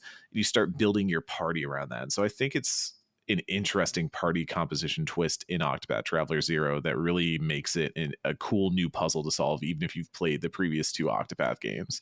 But yeah, I don't know. That's a lot of words to say. Like, this is a really interesting RPG that I don't know if it's one of my favorites or if it's immediately winning me over in a lot of ways, but it is a really novel and cool follow-up to what the previous 2 games have done. Certainly an incredible repurposing of old assets and things like that. Yeah, and I know that, a lot of the stuff does borrow from the standard Octopath Traveler mechanics, but it seems like there's this new, almost town building mechanic that is introduced in this. Can you talk a little bit about that? Yeah, so you have a town, Wishvale. Mild spoilers for the opening prologue of the game. If you care about that, just jump forward 10 seconds. Your town gets destroyed in classic RPG fashion, and part of the story is that you then rebuild it. And so that is, you're rebuilding Wishvale. You have a companion character that is a carpenter that helps you kind of plan all that out. It's very, and I don't say this lightly, it's very Dark Cloud, in which you are getting these different plans, blueprints, either through the story or through talking to people in different towns, which is maybe honestly one of my favorite touches now that I think about this, because you can go, so path actions have always existed in Octopath Traveler. You have the ability to challenge people, to duel people, to recruit them, to use them as kind of summons in fights and things like that. Those are all tied to path actions, which are usually for a character's background. In this game, you kind of just have unified path actions. Each character has about 3 different path things you can do with them. And a lot of them do have the ability to either entreat them for something. So say hey, can you give me something, or I'll buy something from you. You can haggle them down a little bit if you have that path action open. And they might give you something that says, hey, here's a blueprint for a house. Here's how to make shrubbery in your town. And it gives you these things to then go back. And when you rebuild, you can build houses and then put people in them that you have recruited, because you don't just recruit. party members that fight in your party. You can also recruit just NPCs that hang out in your town and say, hey, if I have you in my town, I get extra lumber every so often. So hang out, live in this house, so I get this bonus. And now I'm getting lumber, and that can turn into more house building down the line. Now, I think from what I've seen so far, a lot of it just kind of plays back into itself. I haven't got the sense yet of whether there's a reason to do it that will enhance the other parts of the game. It's just, if you like town building, it's got good, interesting town building that ties into, okay, you're out there, you're questing, go talk to people. Maybe when you talk to somebody, they might want to come back to your town. You can convince them to come back to your town, or maybe they might give you a blueprint to put a new house in your town. And if that doesn't immediately push you forward, I don't know, like if it will. I do think there's story quest stuff that will eventually tie into it that requires you to have kind of a built up town. But I do think broadly, for somebody who loves that Dark Cloud style thing of building a city and watching it rise up from the ashes, it scratches the brain itch. It really, really does. I mean, that was one of the things when I was reading our reviewer George Yang over at Game Informer. He pointed that out, and when I was reading that review, I was like, "Oh, that actually sounds like right up my alley." I'm a big fan of like the old city builders, like back in the day, like SimTown, SimCity, and then like City Skylines more recently. But like, he does go out of his way to say it's not at that level. Like, don't go into this thinking you're getting like a second game into this package. Yeah, it's not with that purpose either, because it's not really a management game in that sense. You know, I grew up playing SimCity 2000 and things like that, and I would say that this exists more to augment what you're doing and give you sort of things to path action with and do, like kind of rewards to trickle out throughout the game, rather than something that's like, oh, I need to make sure that I'm, bringing in enough food because I have this many houses and we need to manage upkeep every so many cycles and things like that. It's not really that kind of thing. It's more, it's bonuses. It's all bonus and no risk of, you're not going to get a game over state because you mismanaged your town or anything like that. Which for me is kind of what I want. I want to put towns down and rearrange them and move all the buildings around and be like, okay, my favorite part selfishly is that you determine who lives where, and there are bonuses for characters living in certain places. So if they live in the right shop or the right house, you'll get a bonus from that as well. But a lot of the characters I have are just put them wherever, it doesn't really matter. And so I get into a little bit of shipping where I'm like, okay, you two, you're going in there. You go live in that house. I see you two, you winking at each other and stuff, and you go over here, and it's really fun in that way. I think it's, if you like playing the sort of Lego building, like, developing your own little stories in your mind and headcanoning stuff, I think you'll absolutely enjoy that. And what is role playing if not leaning into those proclivities? So I like it for that. And going back to what I said earlier, it is that Suikoden aspect. It's that idea of you're doing stuff out in the world, and then you have something reflected in it as you gain bonuses back in town, as you bring that stuff back and build back up. And from what I've played so far, I think the main story stuff, it's maybe one of the darker stories I've played in an RPG from the jump. And I don't say that lightly, because Octopath itself, maybe if you played Octopath Traveler 1, you didn't see it. Octopath Traveler 2 gets into some crazy stuff right from the jump, especially depending on whose story you start with. And Octopath Traveler 0 has just a lot of really heavy, mature topics, I would say. And I don't say mature in like, oh, there's stuff, there's blood and guts everywhere and things like that. It's more like you're getting into these ideas of what does it mean to rebuild home? Where is home for a person? How do you, like, can criminals be redeemed? Can they find them? Is penance allowed for people who have committed certain crimes and things like that? And it gets really like into it. It does not pull any punches, and I'm really enjoying that so far. I think if you've wanted a story that's got a little bit more heft to it, that's got a little bit more text to dig into, I think Octopath has that. But it's also a very a hopeful game. It's a nice game where it's like we should do these things because it's worth it to do them, even if it's difficult, even if it's hard. And it's a very cozy game as well. It's been my winter game as the snow is falling out here. Y'all got snow up here. You didn't warn me about this. um as the snow started falling, a lot of the early towns that you're in, depending on what path you do, are very cozy snow towns, very RPG snow biome towns, and it's really hitting. It's very good for that. So yeah, Octopath Traveler 0. I'm happy that Square is like committing to this series. I don't know what is happening that is causing them to do it, because I would have never guessed that they would have gone this hard into keeping this series going. But I'm glad they are, because it is. I think a lot of people complain a lot. They're like, "Oh, I wish we had a classic Final Fantasy. I wish we had a turn-based Final Fantasy." It's Octopath Traveler. That's the game you're looking for. It's Octopath Traveler. Go play it. Like, it is doing that thing. And I'm happy that there's just been a real drive to keep putting these out. And it's been cool to see a lot of people start to realize, like, hey, this thing is sticking, I should check this out, and start to get into it and be like, oh, there's a lot here to love. I would still, Octopath Traveler 0 is a very good game. I would say it and 2 are kind of very different games, so depending on what you want, I would kind of look into that. But also 0, I think, is like a $50 game right now, which is a crazy amount of value for the amount of hours you're getting out of this, if that's of concern at all, because a lot of the hour counts I've heard are pretty similar to 90 hours, 100 hours, huge amounts of content. So you're going to get a lot of bang out of your buck if you're looking for something this holiday season. Well, if Octopath Traveler 0 sounds up your alley, it is available now on Switch, Switch 2, and every other major platform. But Eric, you did not review Octopath Traveler 0 for us.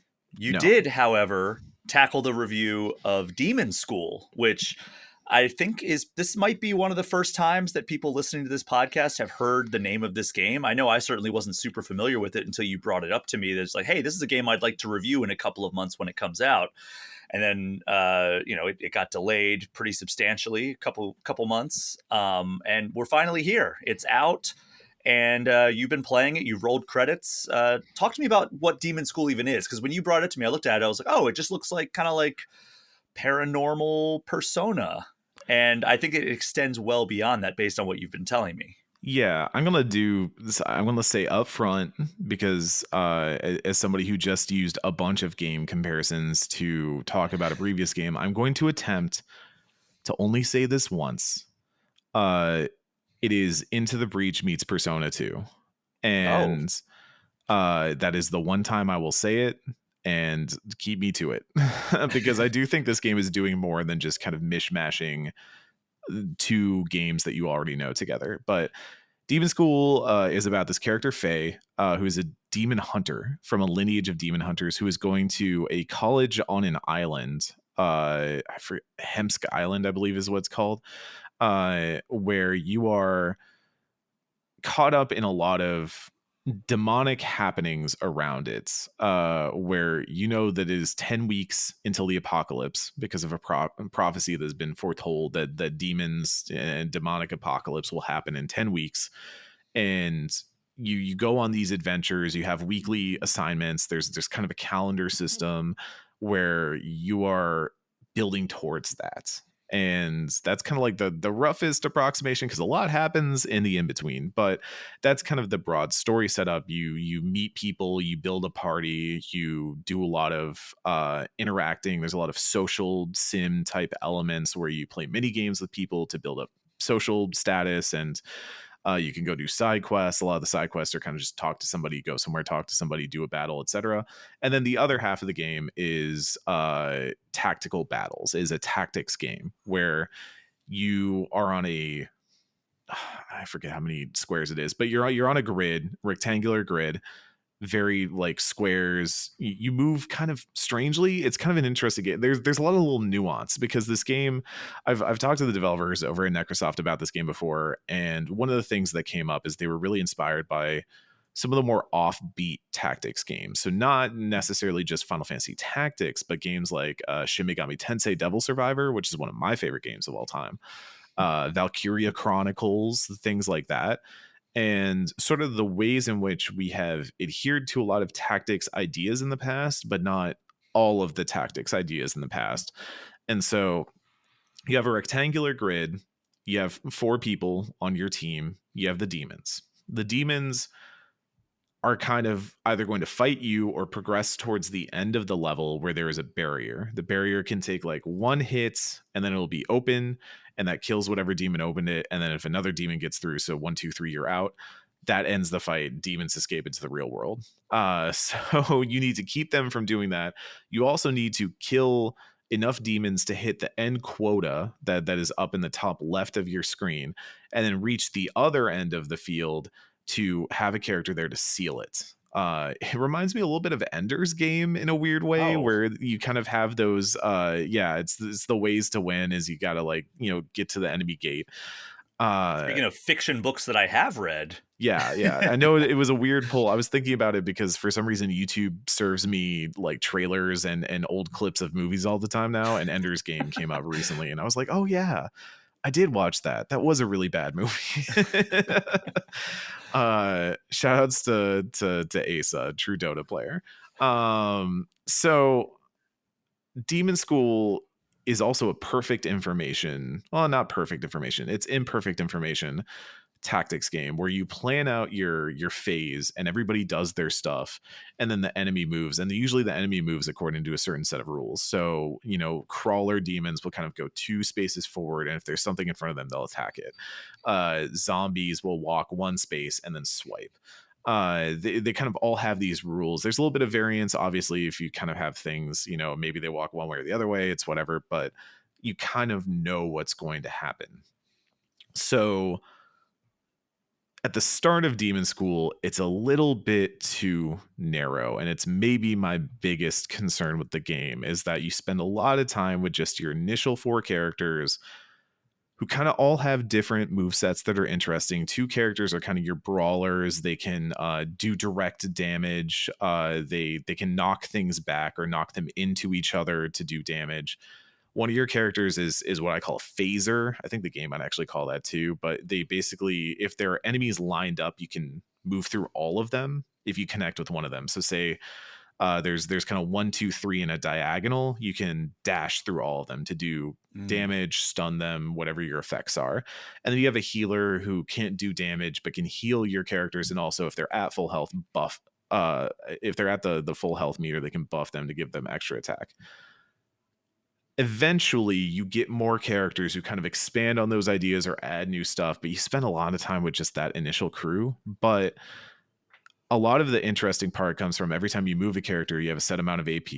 And so it goes down by 1 the first time you move them, and then 2, and then 3. So if you keep moving 1 character in a turn, you don't move a lot overall. And they also limit your restriction in this game to say, okay, moving diagonally or front and back is pretty easy, but moving side to side is a little bit more difficult.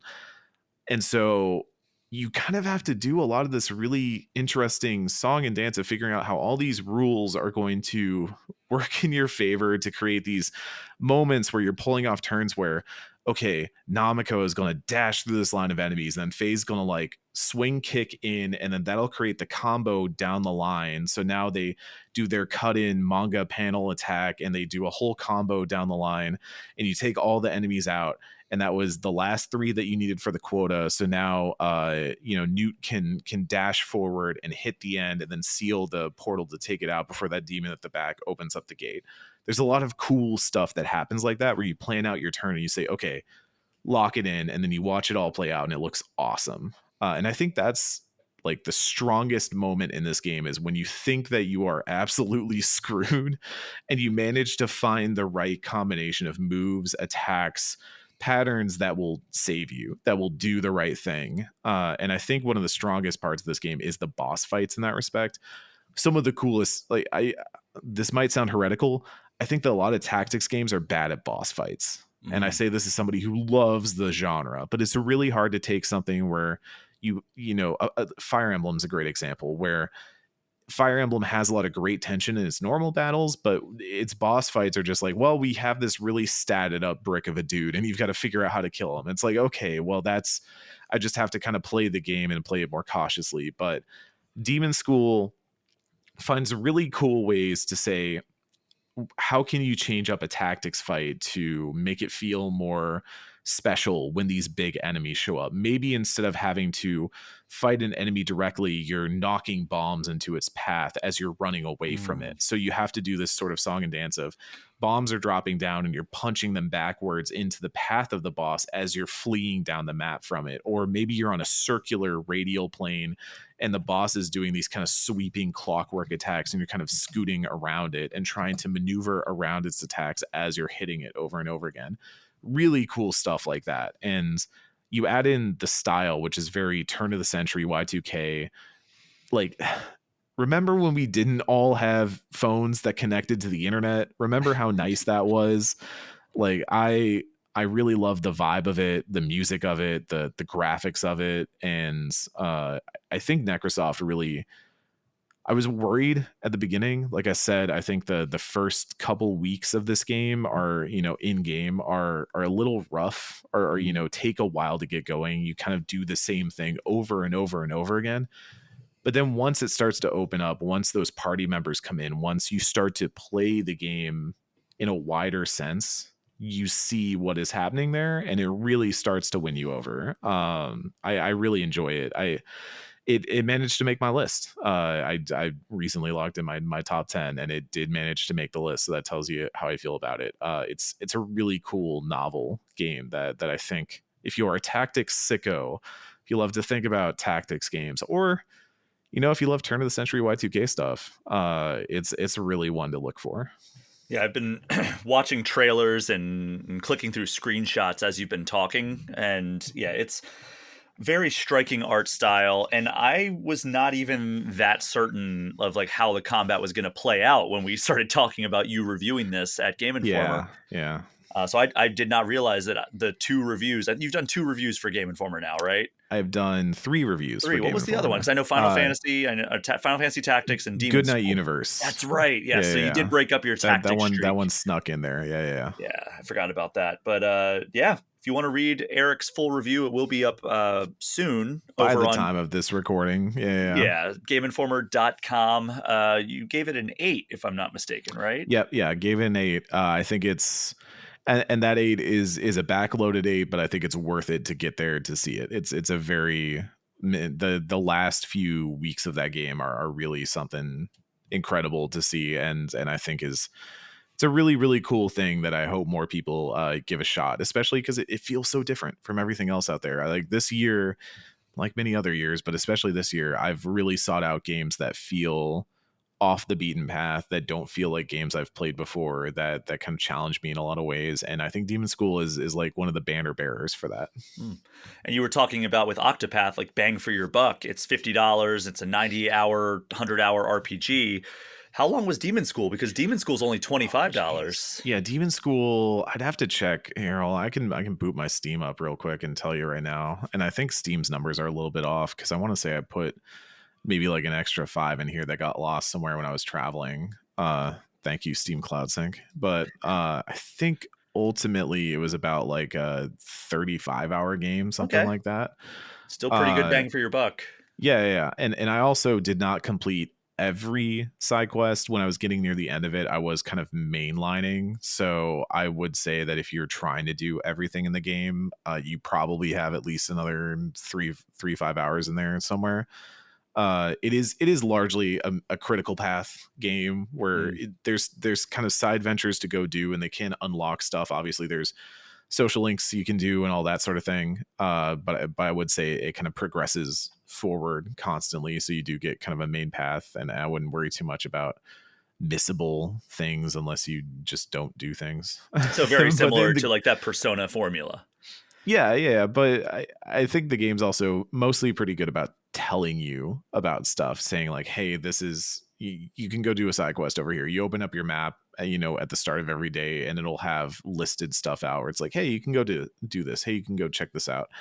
And yeah, and also it's gotten a lot of support. If we talked about this maybe a week ago, I would have been bringing up that there's some bugs, there's some hitches. I had one quest that was crashing a lot on me. I couldn't complete it. It would just crash every time I got to the end of it. And within the span of me finishing this game for review, the team at Necrosoft has already been updating and fixing a lot of that. And the support has been really, really solid. So I would say that it's in a pretty good place and being supported well by its team too. So that if that factors in, it's good to see. Yeah, that's always great when, a team just doesn't throw it out there and they're like, well, we've put out a broken game. Might as well just not even worry about fixing it. So good to hear that they are supporting it. But like I said, it's out now on Switch and every other major platform. But Eric, thank you so much for joining me to talk about Octopath Traveler 0 and Demonschool. Love to talk about RPGs. Love to say I'm going to have a quick 20-minute episode and it turns into a quick double that time length. And that happens a lot more than you would expect. But thank you so much, everyone, for listening. As you know, the Patreon and the associated Discord server are the best places to get in touch with me, but you can also hit me up at brian@allthingsnintendo.com or reach out to me on social media at Brian P. Shea. Eric, where can people find you online? You can find me at cmoosey on Blue Sky. I think it's at cmoosey.bsky.social or something like that. Otherwise, find me over at gaminformer.com. Eric Van Allen. I do write things occasionally now and then. Mostly you'll find me on the YouTube channel doing a lot of stuff. I believe we should have some cool stuff going up this week. Like our Metroid Prime 4 review, I think it will definitely be live by the time this podcast is live. But the video review should be up. We have a bunch of cool video stuff still trickling out from the cover story and various other things that are just going to be hidden as the weeks go on. You can also find me over at Axe the Blood God, at Blood God Pod, independent RPG podcast I co-host with Nadia and Victor. We're doing a lot of cool end of the year stuff. Stay tuned for that. And Norm BFM, we just started production on Veilguard. I played the first part of Veilguard the other night. I'm playing Veilguard again. If you want to talk about big RPGs that I'm playing. So we started that the other night. That is myself and Hannah Shepard. Check that out. Normandy FM on Patreon, Blue Sky, everywhere else. Very excited to dig into that game because what a strange game to talk about. Even 1 year removed, there's been so much that has happened when it comes to EA and BioWare. So should be an interesting season. That is our show for this week. Thank you so much for listening. Take care. We'll see you next time.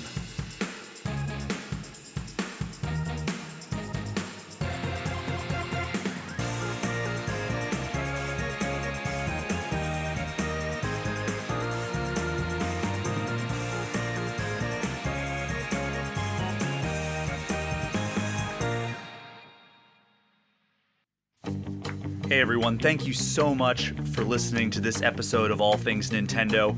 Before we close out the show, I just want to give a special shout out to the $10 patrons of the podcast.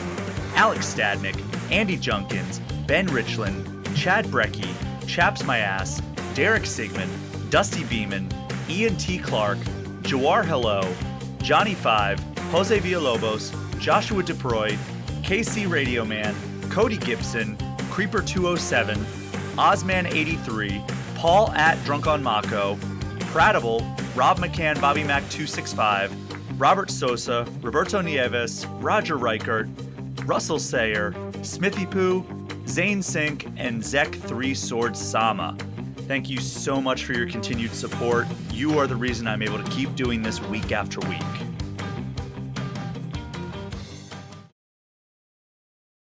My first job ever was Blockbuster. That's a much cooler first job.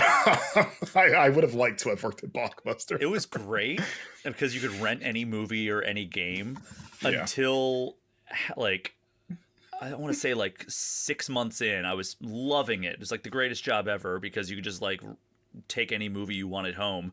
And then a new manager came in. Like the owner fired the manager, and a new manager came in and fired every single person on staff because they're like, "Why? We need to rebuild this team from the ground up." Was basically their thought. Were you guys like a team or something? I mean, we weren't great employees in hindsight, but like, it's like you agree with him in hindsight. Like, yeah, yeah. It was definitely, speaking of the Wild West. That was the Wild West of retail stores. And that was your first mass layoff. It really was. Your first job. Yeah, my first job. Only I think it was like I don't think you can classify it as layoffs as much as it is just like firing everybody and like being like we need to have a Great Flood equivalent of this blockbuster video. Yeah, tomato, some would say. The end result's the same. You're all out of work. Yeah. All right, all set. Well, yeah, I think we're all set now that we've talked about Deception, the best Mortal Kombat game of the 2000s that isn't Shaolin Monks. Shaolin Monks. I'm so mad that it was not in the Legacy Collection. That's why you got to do a sequel. I wonder though if they're going to do a DLC update the way they've done with Atari 50, where they're like, oh yeah, here's the Activision pack, here's the Namco pack. I wonder if they're going to do here's the 2000s Mortal Kombat pack. Like they could sell that for probably like $40 and get like the Deadly Alliance trilogy and Shaolin Monks. I would almost question they would get their money, but if they were going to do that, I would have just held this off and just have that all at once and have this sell more out of the gate. I don't know. Like I'm just looking at like how Digital Eclipse has done it in the past, and it's like because there's one thing to add more old games that are still limited appeal in terms of like the generation that's going to engage with them, but I think those 3D fighters are still. Those were so beloved that they were so requested from that era fan, like the fans that got in during the 2000s, that to leave them out if you were always going to bring them in, it's like you may as well just do that from the beginning. but I don't know. I mean, I guess you could say that about every DLC. I wonder, yeah, I wonder if that's just out of the scope of what their original thing was, and then being like, well, it's going to cost us more money, and we're not going to charge $100 for the Mortal Kombat Legacy Collection, but we could do $60 now and $30 or $40 later. Yeah, and I would also like, I still haven't finished the documentary. I know you have, but I've heard from people that finished it that the once they get like later in the timeline, it's not as robust as kind of the earlier stuff. So it's like if you could give me a documentary that is a little bit more about that era of the series. Yeah, I agree. Because as much as I love the early stuff, it is stories I've heard before just as an MK fan for the most part. Where it's like, yeah, there isn't as much. I don't think there's as much just like documentary or like stuff about like tell me about the 2000s, like why did you kill Liu Kang, like what was that decision, and Deadly Alliance, like the weapon fighter stuff, like how well did these do versus the other games, like get into all that, like give me a whole like timeline of just Shaolin Monks development. Yeah, I mean I would love to have MK versus DC. Yeah, that would be a whole like tell me about that. Yeah, like add like 2 or 4 chapters about like the more modern era. And then, yeah, I mean, it would be cool just to have Shaolin Monks playable anywhere, because like it feels like that's the natural evolution of those other games that are on there, like Mythologies and Special Forces. Yeah, it does give me hope that if they made those playable on modern hardware, then they will get to Shaolin Monks either as a separate release or maybe like it's just DLC. Like, maybe they just do MK Legacy Collection 2. I'll take it. Hey. I still have my physical copy of Shaolin Monks. It'd be nice not to have to keep busting that out. But all right, should we do a podcast segment? Yeah, we just did, actually. So good night. Just what you wanted, right?